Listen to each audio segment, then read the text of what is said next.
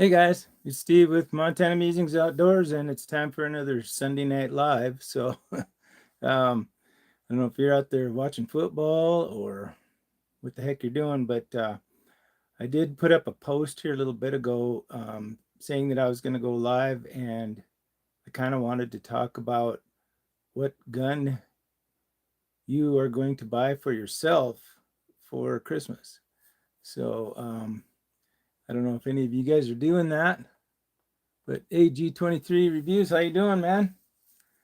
So yeah, I'd like to just see if if there's a particular gun you guys have been eyeing and you decided to finally pull the trigger and get it for yourself for Christmas. So um, I've got I just got a three, just kind of a cheap one, a 300 blackout upper.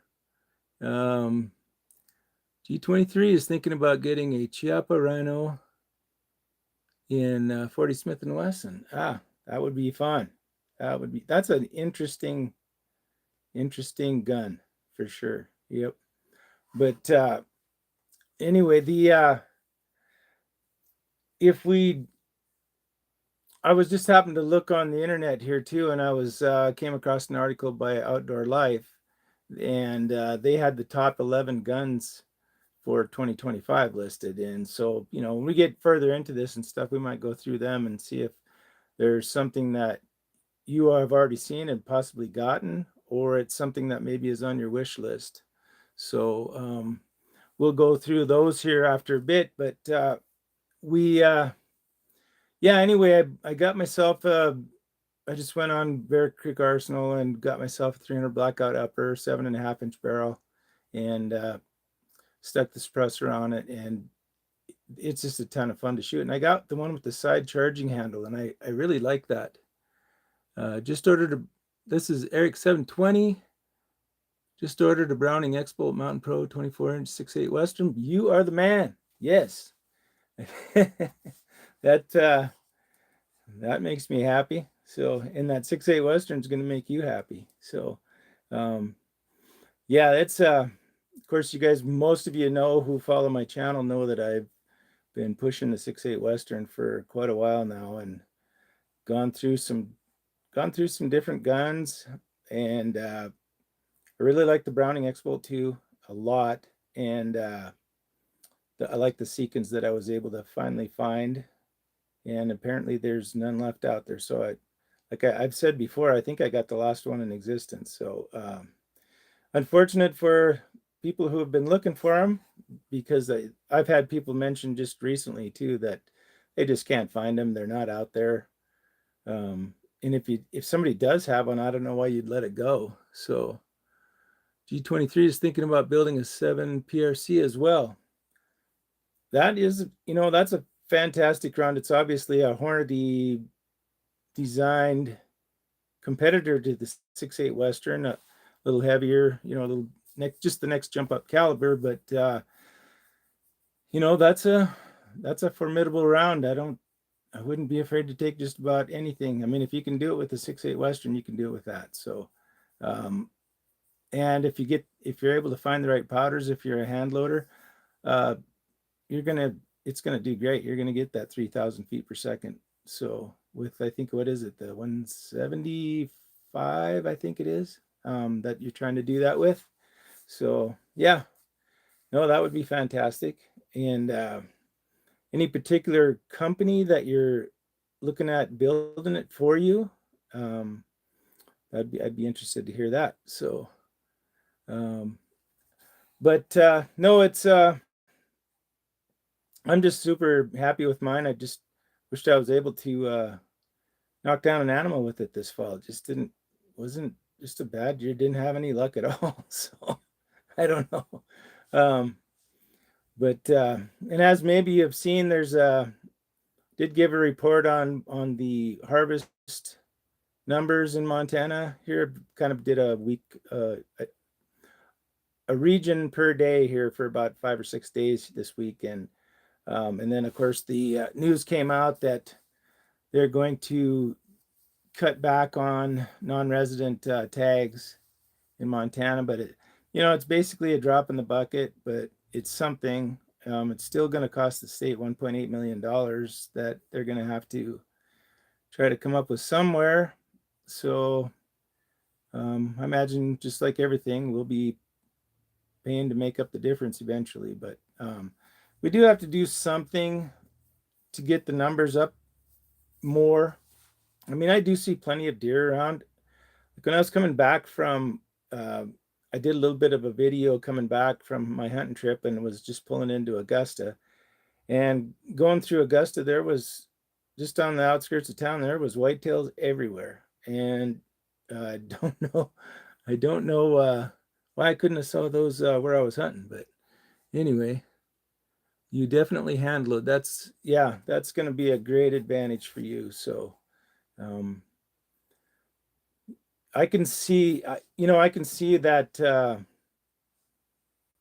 And I don't know if you're going to do like all coppers or what, depending on where you live. I guess some would have to, but I settled on those 155 LRXs. Kelby's barrels, haven't decided what action I'll go with. Maybe you go with the whole thing, Kelby. I don't know. What is it? Reloading Quest. He's got some Kelby builds that are fantastic. So, yeah. But Oregon, okay.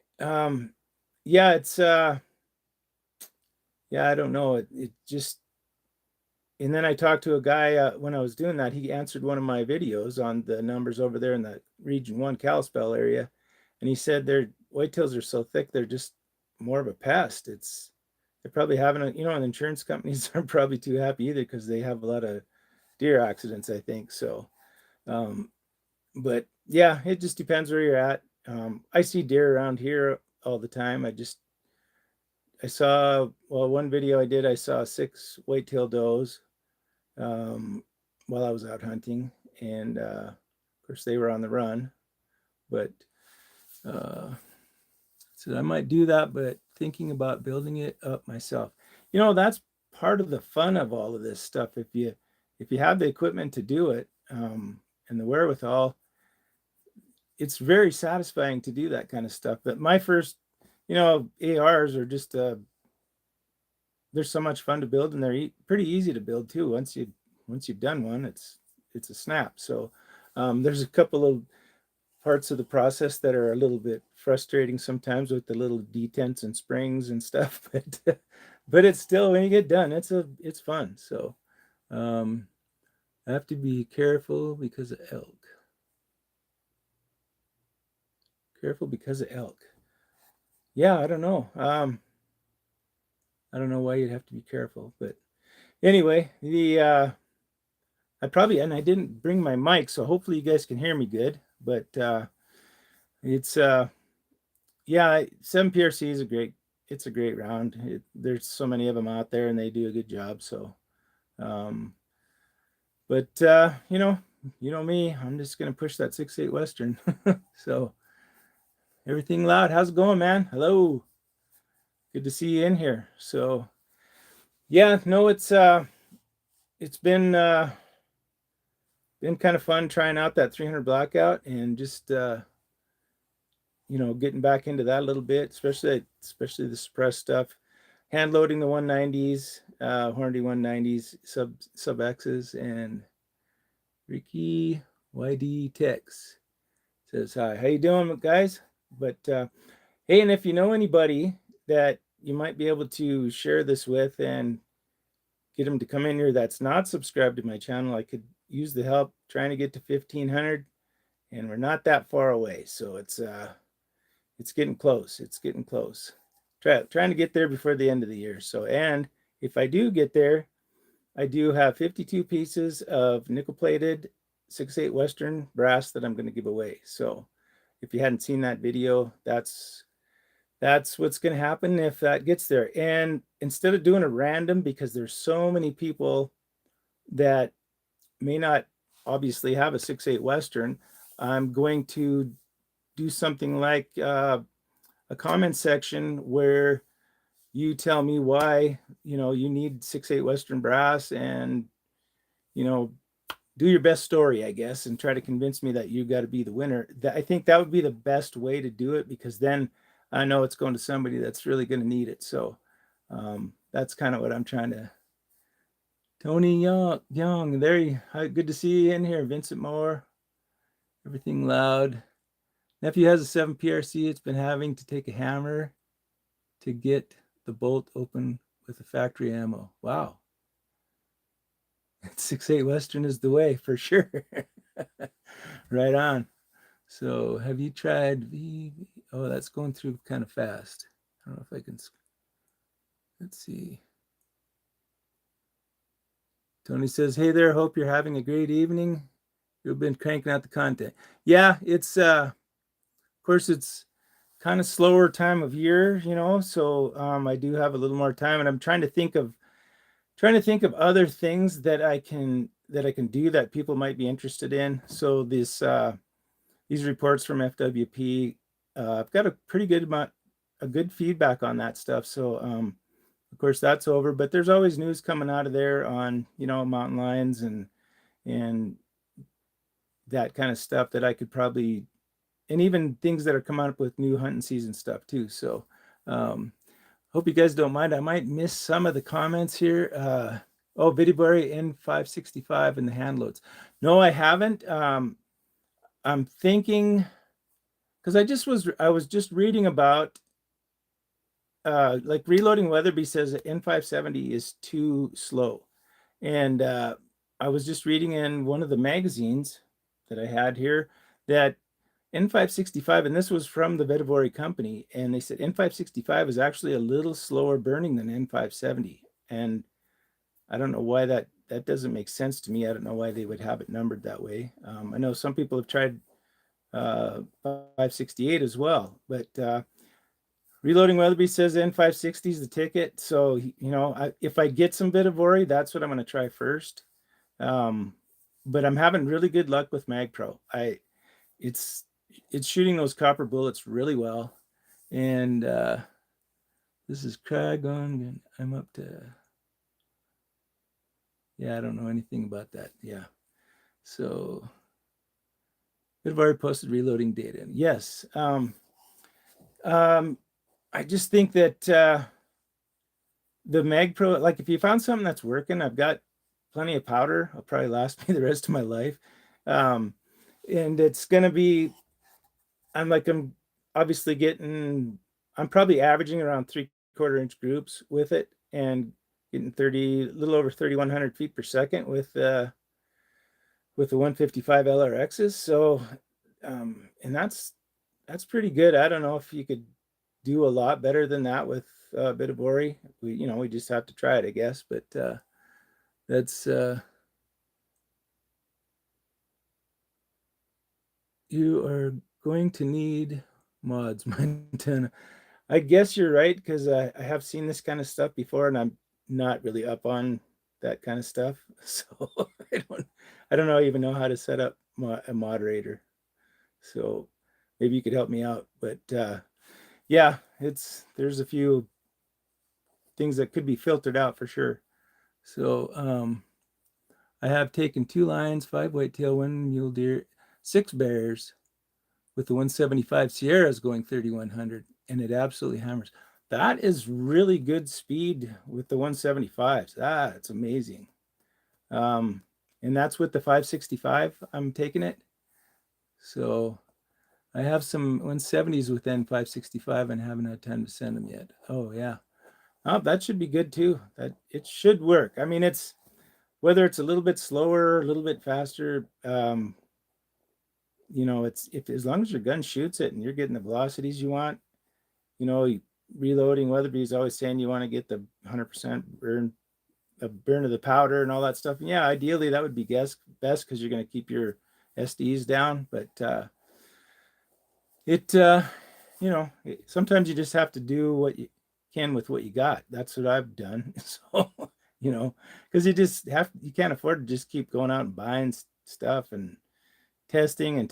I mean, it would be great for this channel because it gives you content, but it's just unaffordable. And right now it's winter up here, so we don't have really good shooting weather. So it's the way it is, I guess. But anyway, the let's see. Anyway, I thought maybe if we want to talk about what Outdoor Life was talking about here with the top 11 guns, and maybe you can let me know if you have them.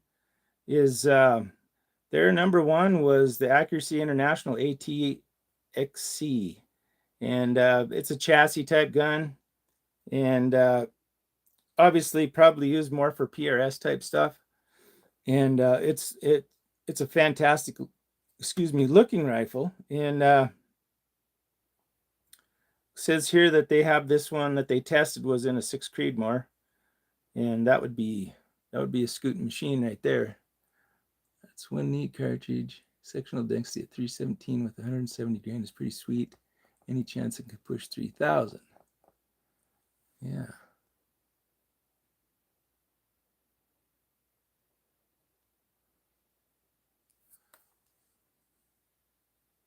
Yeah, but I'm not sure actually.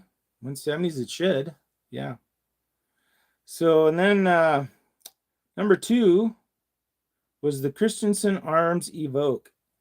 And I'll tell you, I haven't heard a lot of good things about Christensen Arms with as far as accuracy for a gun that's in the $2,500 range. It's kind of disappointing from what I've seen.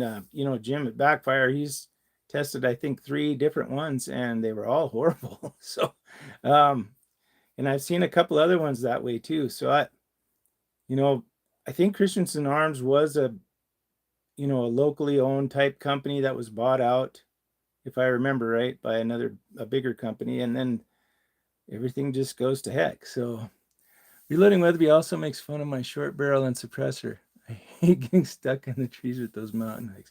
Yeah, everything has to do with the conditions you're hunting in and what works best. So, and really that Browning X-Bolt with the 20-inch barrel and a suppressor on the end of that thing it's not going to be that bad. I agree with you. It's great.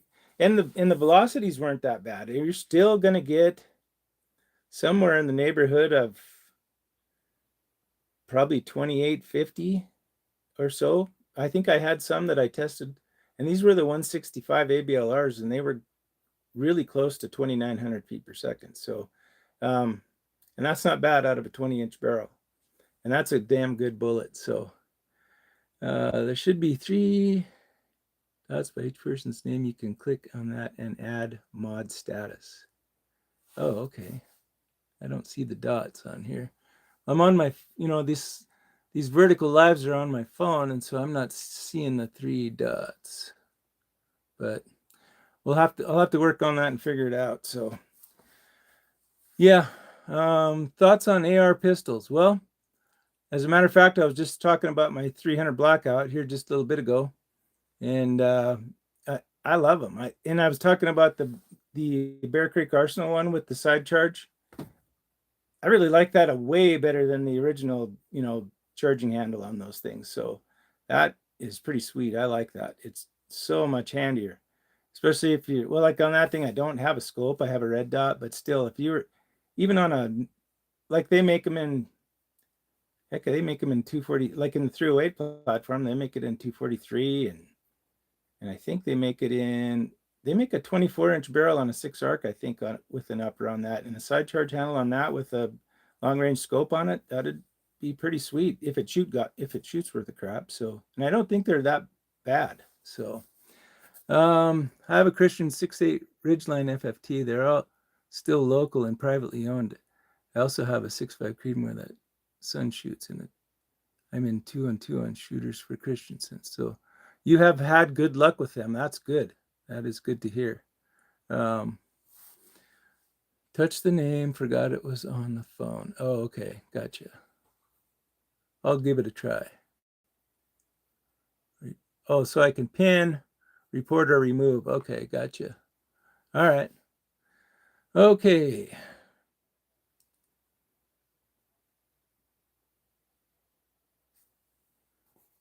Yeah, yeah. Anyway, I'm trying to read some comments that were a little goofy, but yeah, that's what I was thinking too. You got a troll. Sure do. Yeah. Hung Mo or whatever is out of here. So Gonzo.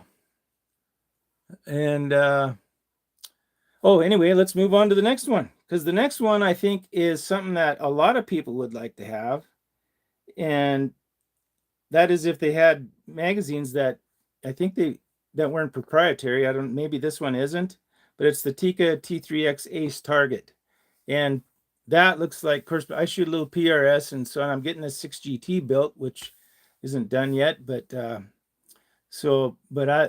looks like that would be a fantastic factory rifle to get started with without just having to do a build. So, and we are Charlie Kirk. Yeah, I support Charlie Kirk big time. Yep. Oh, it's Montana man. So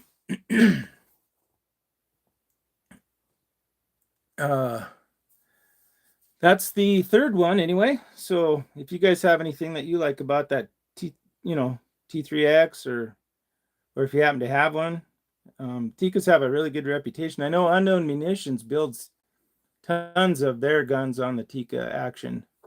So and if you are looking for 6.8 Western brass, last time I checked, the ADG brass, they did have some in stock. So if you are looking for some, they did.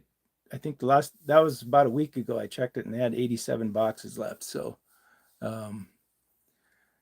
Tikka, no, hey Hootie Hoo, how's it going, man? And yeah, it's I don't know, a lot of people get excited about Tikka, that's for sure. But and then here's the handguns. This would be number 4, and that's the Staccato P4. And I'm not really much of a pistol guy. I don't mind. I like shooting them, but I've got a Canik SFX. That thing is just a sexy gun. I love that thing. Shoots really nice. 5-inch barrel, gets good velocity. And but I've these staccatos and stuff. That's a lot of money for something you hold in your hand that's not very big. I don't know. It just seems like it's a better money spent somewhere else. But and then I've got a Glock 22, and it works good. And there's, the thing of it is a lot of these guns have been around for a long time, but these ammunition companies are coming up with better bullets that perform a lot better. There's just one out now that's made of some kind of I was watching a channel, and I've seen it before, where it's a liquid, but as soon as it hits something, it turns solid at velocity. And you guys probably know what I'm talking about. That is a great Canik. Yes, sir. Yeah, I mean, there's like what, 3 or 4 versions of the SFX now, the Mete and whatever. There's a bunch of them, but man, they're all just good shooters, and plus they just look really good. But anyway, so like this bullet design, like Underwood came out with those defenders, penetrators, and then there's been a bunch of different versions from other companies like the Honey Badger and stuff like that have come out, and those things are, they're rippers. I'll tell you, they got lots of velocity, and that bullet is all copper, and it's doing some damage. So they're just a ton of fun to shoot. So last time I bought 6.8 ADG brass, they messed up my order and sent me 2 free boxes of brass. Well, good for you. Don't say anything. Oh man, yeah, that's awesome. I'm with you on those WT with Hootie Hoo. Yeah.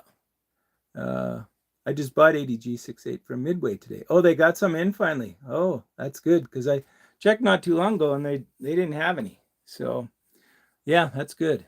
Good deal. Good to see that stuff's out there. And like in my video last time, the last podcast, it was Peterson is still, they're not there, and I never did get a call back from that guy, so I should have emailed him, like I said in the video. They probably would respond better, but I'm not seeing anything on their website yet. So, but it's supposed to be coming anytime, probably after the first of the year, I would guess. So, yeah.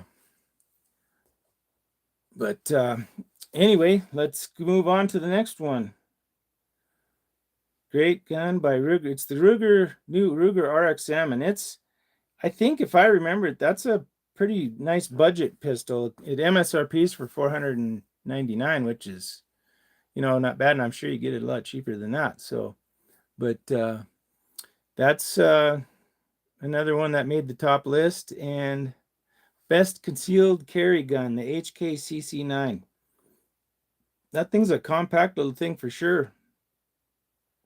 But and it's about $700. It's a little more expensive, but HK is same thing. Huge. They have a great reputation. So I don't think you can go wrong getting that if you want to spend $700, or you could probably get it cheaper at a gun store. But that's just the MSRP. You guys know how that goes. It's always higher MSRP. And then they go into the shotguns, and it's the Satori 825 Field, and that is a beautiful shotgun. Not much of a shotgunner. My shotgun consists of, it's a 12 gauge, and I bought it at a coast to coast store back in the 70s, I think. So I think it was made by Mossberg, like the Mossberg 500 or something like that. So that's my shotgun. Peterson is still in development on 6.8. They will be supplying all the 6.8 brass for Choice ammo in the near future. That's what I had heard from Choice, but I didn't want to say anything because I didn't know if they had let that out yet or anything. But so I never said anything. But yeah, that's good news. You'll have better brass coming from Choice, and Choice is awesome ammo, and it don't matter what the caliber is, it's good stuff. So if you're looking for good hand-loaded ammo, if you're not a reloader and you want good stuff that's going to be consistent, and like a lot of the Barnes stuff has, selling the 6.8, but it's like $99 a box, and Choice ammo is 78, I think, and it's good stuff. I know my stuff's going right around 3,000 feet per second with those 155 grain LRXs and shooting good groups. So yeah, yep, good stuff there. And I have a Keltec KSG. I don't know a lot about Keltecs. I know they got the little the folding subgun type thing. And I was always thinking about getting one of those in 40 because I shoot 40 Smith & Wesson, but I never have pulled the trigger and gotten one. So they've got some good guns. They're just kind of funny looking. So but let's see what else we got going here. Probably another shotgun, I would guess. Best value shotgun, the Rete Ace. I think I've heard of that one, yeah. But like I say, I'm not much of a shotgun guy. Mossberg 500 Turkey. So that's what my gun is. That's what my shotgun's based off, that Mossberg 500. So it's and it works good. Just a little pump action bugger. And yeah, it just seems like they finished this out with a bunch of shotguns, which I don't really care about too much. So that's enough of that stuff. But